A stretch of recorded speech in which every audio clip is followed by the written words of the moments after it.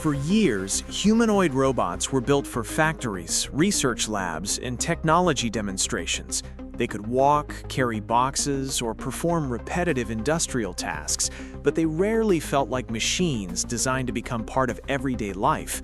Now, Chinese robotics company UBTECH is trying to change that. Instead of introducing another industrial robot, the company has launched UWORLD U1, a new generation of ultra-bionic humanoid robots designed for emotional companionship rather than factory work. It represents one of the clearest signs yet that the robotics industry is beginning to shift from automation toward human interaction. The first thing people notice is the appearance. Unlike traditional humanoid robots with exposed joints and mechanical frames, the U1 features realistic silicone skin, detailed facial features, human-like hair, and body proportions designed to resemble an actual person. Male and female versions are available, and UBTECH describes the platform as the world's first mass-produced ultra-bionic humanoid robot. But the hardware is only part of the story. According to UBTECH, the robot combines an emotion-aware language model with long-term memory. Rather than simply answering questions, it is designed to remember conversations, recognize user preferences, and build more natural relationships over time. The goal is not just to automate tasks, but to create a companion capable of long-term interaction.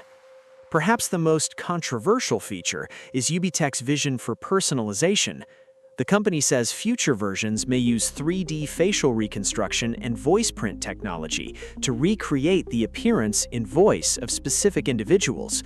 Supporters see this as a new form of emotional companionship, while critics argue that it raises important ethical questions about identity, privacy, and the psychological impact of highly realistic AI companions. This launch also represents a major strategic shift for UBTECH.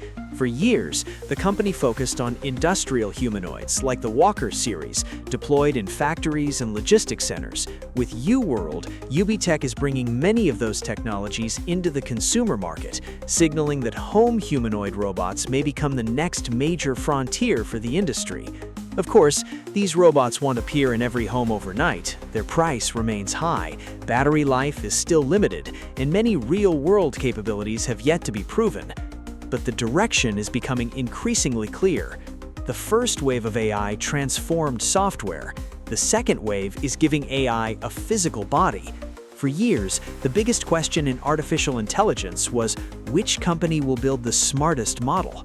The next question may be far more personal. Which company will build the first robot people truly want to live with?